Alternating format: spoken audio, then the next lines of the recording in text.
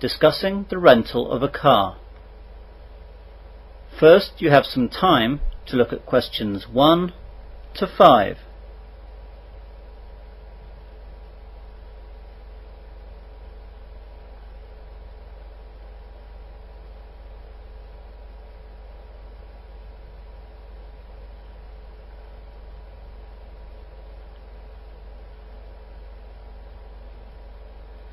You will see that there is an example.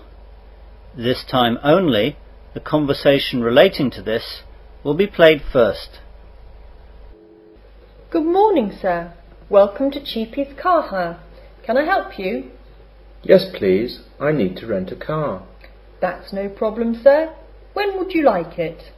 Tomorrow morning. Let's look then. Today is the 6th of August, so you'll need it on the 7th of August. So, 7th of August is the correct answer. Now we begin.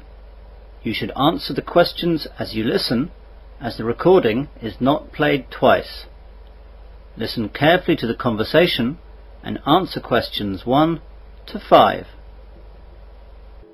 Good morning, sir. Welcome to Cheapy's Car Hire. Can I help you? Yes, please. I need to rent a car. That's no problem, sir. When would you like it? Tomorrow morning. Let's look then. Today is the 6th of August, so you'll need it on the 7th of August. That's right. Now, I'll just need to take some details from you, sir. Can I take your name, please? John Wilson. And your home address? 95 Green Lane, Manchester. Green like the colour? Yes, that's right. And the postcode is MW7 4DF. OK, got that.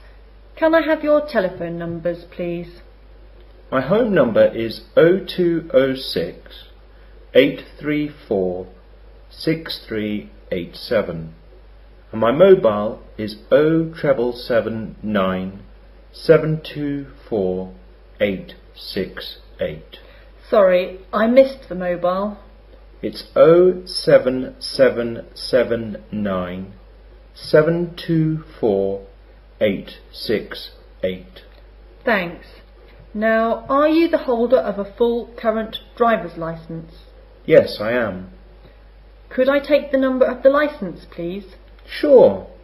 Let's have a look now. It's WIL 948578269. And will there be any other drivers or just you? Only me, please. OK. You said that you wanted the car tomorrow, but how long will you want it for? Well, tomorrow's Friday the 7th, and I want it for the whole weekend, so I'll bring it back on Monday morning. I'll have to charge you for all Friday and Monday, sir. That's okay. Good. Now, what kind of car were you looking for, sir? I'd like a fairly small car, as I'll be driving a lot around town, and a smaller car will be easier to get around and to park. Yes, that's true. Well, I've got small sizes in the following types of car: a Ford, a Renault and a Toyota. They're pretty much the same, though the Toyota is in a cheaper price category. I'll take the cheapest one, please. And we can offer you a petrol or a diesel model with that car. Oh, in that case I'll take the diesel, as that will be more economical. Before the conversation continues, you have some time to look at questions 6 to 10.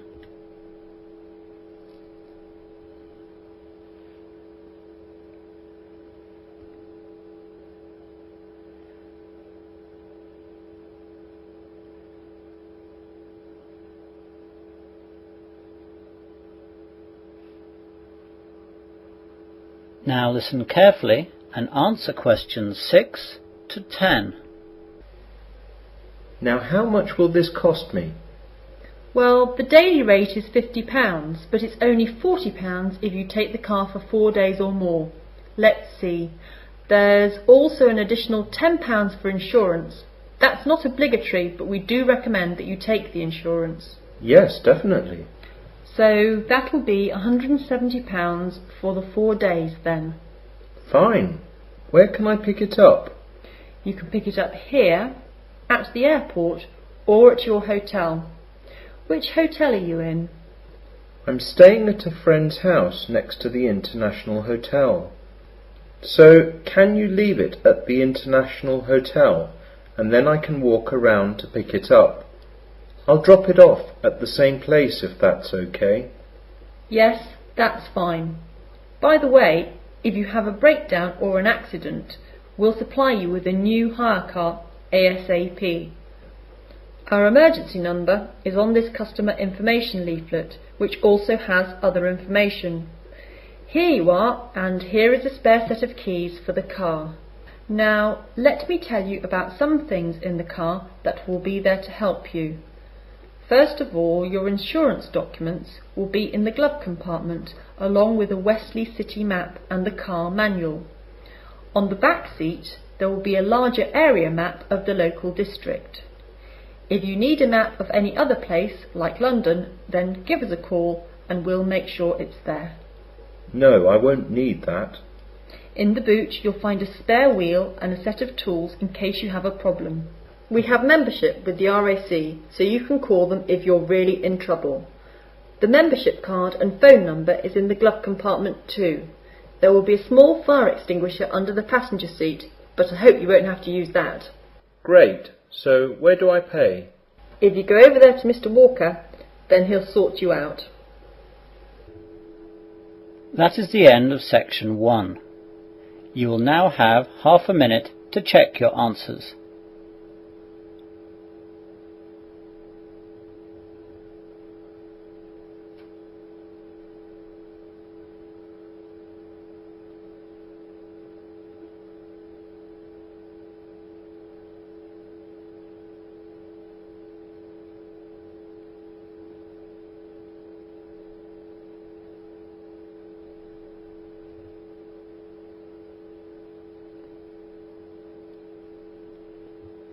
Now turn to section 2. Section 2. You will hear the Master of a University Hall of Residence giving a short introductory talk to new students at the University Hall of Residence. First, you have some time to look at questions 11 to 15.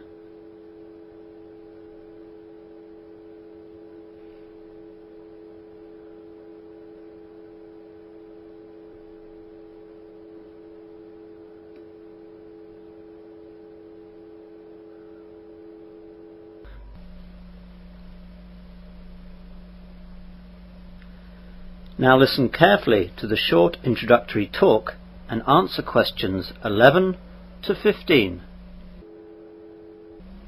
Good evening, ladies and gentlemen, and welcome to Chelston Hall of Residence. My name is Dr. Frank Jones, and I am the Master of Chelston Hall. As you all know, you are all attending Wesley University to study different courses, and Chelston Hall of Residence will be your home for the first year of your studies. You are all first-year students, as Chelston offers accommodation only to first-year students at the university. In this short talk, I'm going to go through some of the things you ought to know about life in the hall. I will also go through some rules so that we can all live together in a satisfactory way for the whole year. First of all, I would like to go through the eating arrangements. Chelston Hall offers full board accommodation, so there will be breakfast and dinner every day, with lunch also available at weekends. You are not obliged to go to the meals, but they will be there if you wish to take advantage of them. In fact, it would be a waste of money not to, as you are paying for the food in your hall fees. The times of the meals are as follows. Breakfast is served from 7 a.m. to 8:30 a.m. every day, though these times are an hour later at weekends. Dinner is served at 6:30 p.m. to 7:45 p.m. 7 days a week. On Saturday and Sunday, lunch is served at 12:30 p.m. to 1:45 p.m. If you are late, then you will not get any food. Once the hatches are closed in the dining hall, they stay closed. The dining hall is cafeteria-style service, and there is always a selection of food for vegetarians.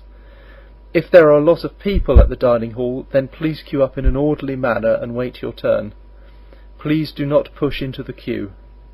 At the end of your meal, please take your tray over to the side tables and put your dirty plates and utensils in the appropriate places.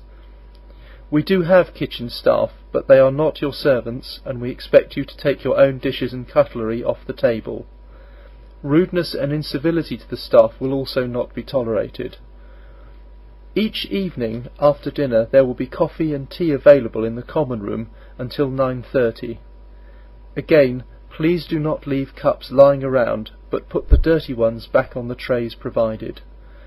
The coffee service will be discontinued if the common room becomes an untidy tip. Other facilities that we have here on site are a TV room and a self-service laundry. The TV room has one set which can receive the regular channels but no satellite channels. The laundry room has 8 washing machines and 8 dryers. These are all coin operated. You will need £1 in 2 50p pieces for one wash. The dryers take 20p pieces and will run for 15 minutes on one 20p piece. We recommend that you buy a box of washing detergent at the local supermarket, but you can buy individual packets of washing powder from a vending machine, provided it has not run out. One individual box from the machine is good for one wash. You now have some time to look at questions 16 to 20.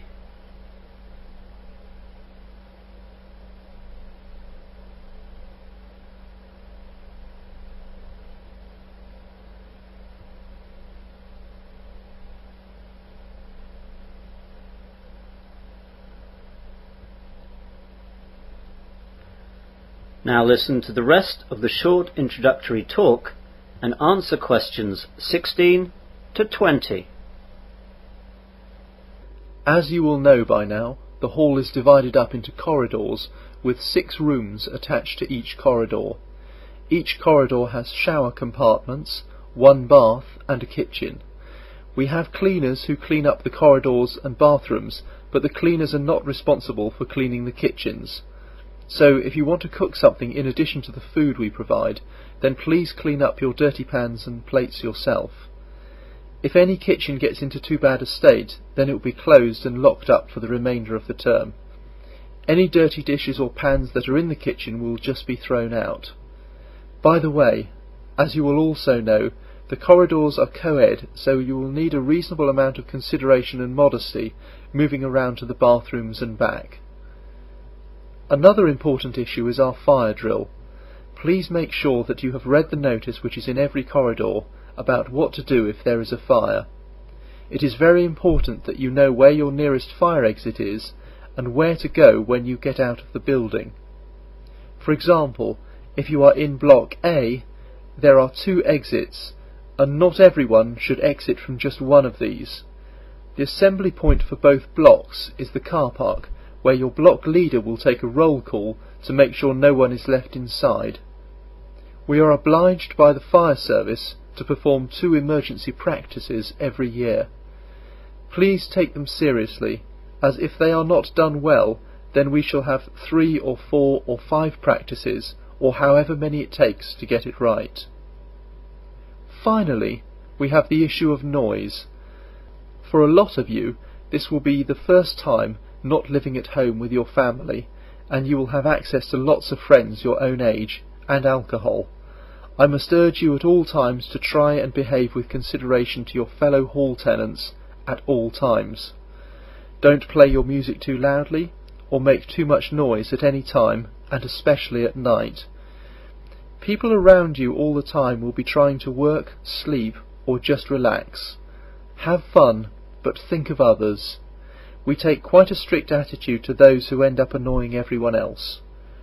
If you are found to be disturbing others in the hall to an unreasonable amount, you will be warned, and if the problem persists, you will be asked to leave. You will not receive any refund of the funds you have paid. I hope that I have not unduly worried anyone.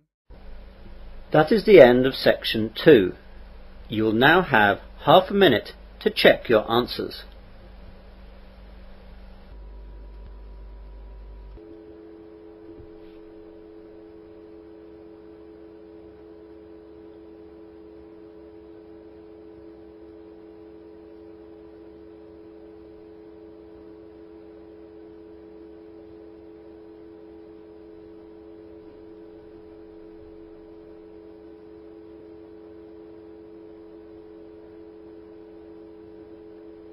Now turn to Section 3.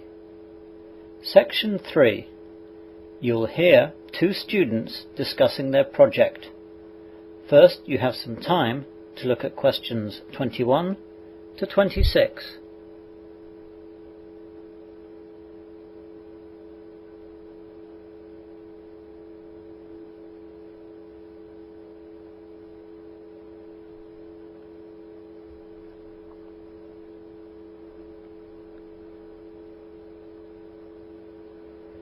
Now listen carefully and answer questions 21 to 26. Well, Fred, thanks for coming over to my room. Oh, that's okay. I had a lecture near here this morning, so it was easy to come over. We've got to get on with this North Sea oil project anyway. So, did you manage to do any of the things that we decided last week? Most of the things. I got all the books from the library and saw Mr. Peters about the research. He told me the names of some good sites on the internet where I could find lots of information about the North Sea oil industry safety issues. He's a great tutor, isn't he? Yes, he is. So I checked out the sites and made some notes. What about you? Did you get the information on the background and history of the North Sea oil industry? Yeah, there were loads of information and I've made notes too. I think I've got it all covered. So let me tell you what I found out. I'll run the ideas past you and you can tell me if it's okay. Good idea. So, as you know, the North Sea lies to the east and northeast of England and Scotland. Apparently, the North Sea was long dismissed as a potential source of oil or gas, but over the last 4 decades, it has become the centre of one of the world's most productive energy industries. Gas was actually first found in quantity in the Groningen area of the Netherlands in 1959. This was followed by the first British discovery of gas in the West Sole field, off the coast of East Anglia, by the BP drilling rig Seagem late in 1965. Actually, the first accident was on that rig too. Anyway, sorry. Go on, Judith. The British oil and gas industry in the southern North Sea grew rapidly in the early years. The deepening economic crisis in the UK meant that there was enormous pressure on the industry to get gas and later oil flowing. As exploration and investment moved further north, it became clear that there was oil to be found in great quantities. Discoveries of oil grew in number as more companies, British, European and American, took out leases on sectors of the North Sea. During the 1990s, like the rest of the world, the North Sea industry was badly affected by the global price fluctuations. Nevertheless, production grew and peaked around 2000-2001. Now, the North Sea is regarded as a mature province on a slow decline. That's about it for now. I'll put more detail into it when we do the presentation. You know, statistics and all that. You now have some time to look at questions 27 to 30.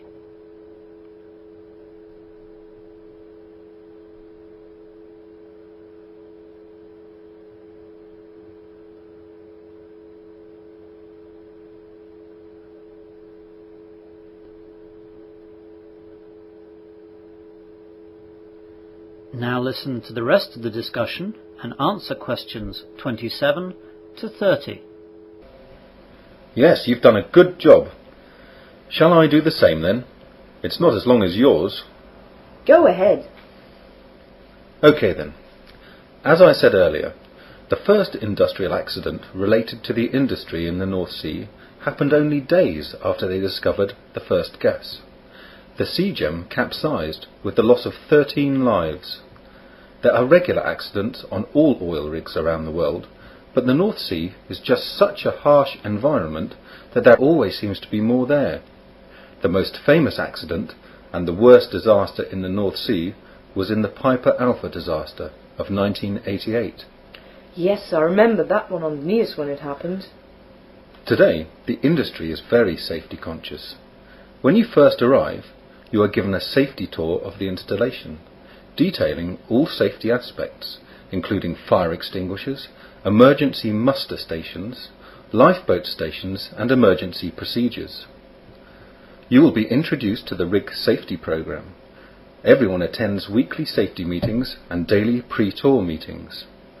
The weekly meeting is an in-depth look at industry-wide safety news and other safety-related issues on the rig.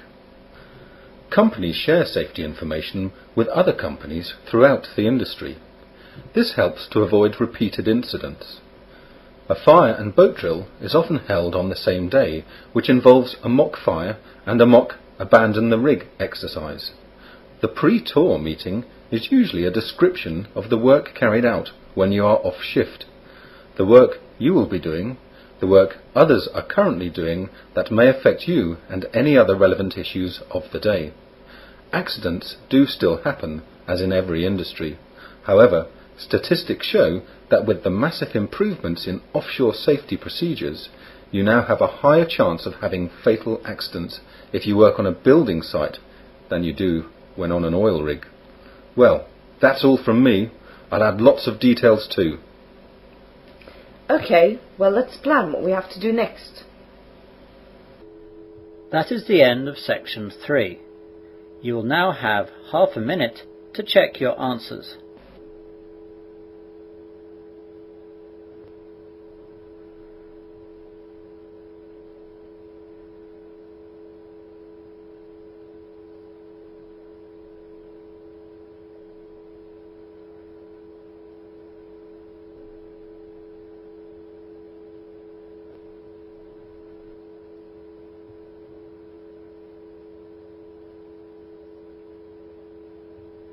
Now turn to section 4.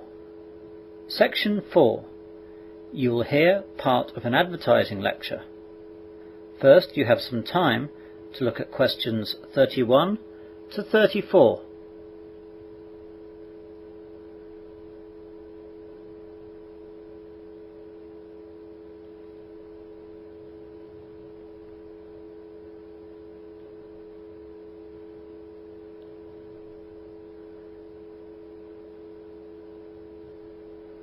Now listen carefully and answer questions 31 to 34. Good morning, everyone. Today's advertising lecture is on the history and development of highway billboards and their effectiveness. Later on, we will look at their design and different uses. The roots of billboard advertising can be traced to the invention of movable type printing by Johannes Gutenberg as far back as 1450, and advertising in the modern sense was launched in the form of the handbill. When the lithographic process was perfected in 1796, the illustrated poster became a reality. Gradually, measures were taken to ensure exposure of a message for a fixed period of time. In order to offer more desirable locations where traffic was heavy, bill posters began to erect their own structures. In 1835, the large American outdoor poster, more than 50 square feet, originated in New York in Jared Bell's office, where he printed posters for the circus. In 1900, a standardized billboard structure was created in America and ushered in a boom in national billboard campaigns. There are a number of reasons for the recent surge in billboard advertising, not the least of which is cost efficiency. Compared to other forms of advertising, billboards are a relatively inexpensive way to get your point across to the general public. Consider this. A newspaper ad is only good for a day, and a television commercial only lasts about 30 seconds. But a billboard ad is working for you 24 hours a day, 7 days a week. The cost of billboard advertising ranges from about $700 to $2,500 a month. At that rate, 10 billboards could run for as much as $25,000 per month. That sounds like a lot of money until you realise that a full-page ad running for one day in a major newspaper costs about the same. So billboard advertising can be an effective and cost-efficient way for entrepreneurs to spread the word about their products and services. The Outdoor Advertising Association of America estimates that US businesses spent more than $5.5 billion on outdoor advertising last year, and the association is anticipating a healthy increase over the next few years. Advances in technology have also contributed to billboard advertising's cost efficiency. In the past, billboards had to be hand-painted, a time-consuming and costly venture. But with today's computer technology, billboards are designed on a computer screen, printed to vinyl or poster paper, and glued to the billboard structure. The result is higher quality ads in less time for less money.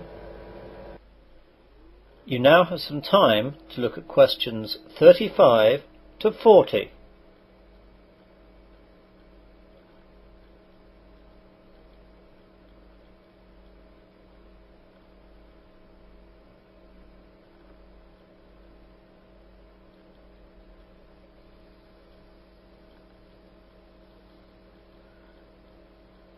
Now listen to the rest of the lecture and answer questions 35 to 40. Let's look now at a famous example. In 1925, Alan Odell, who owned a small company that made a brushless shaving cream, noticed that gas stations and other local businesses were increasing trade by putting up advertising signs along the nation's highways. He decided that he could increase his sales by putting up sets of signs, 5 in a set. They would not have to be big, and a short line on each one would do. At first, Odell tried the hard sell approach. Sales began to increase at once, but that did not satisfy him. Motorists see these signs, he told himself, at remote places on the highway. Perhaps after hours of monotonous driving, they would appreciate a touch of rhyme and humour. They would indeed. It was not long before the catchy Burma shave signs, some ironic, some cynical, some absurd, but all of them funny, caught the fancy of nearly everyone, including those people usually critical of advertising. These signs continued as the advertising medium of the company for 35 years, and then, when cars travelled too fast to take in these messages, more than a dozen words painted in rather small letters, the company phased out its roadside advertising.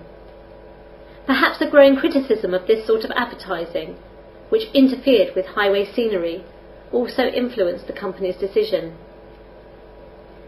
By late 1965, this criticism resulted in President Lyndon Johnson's Highway Beautification Bill.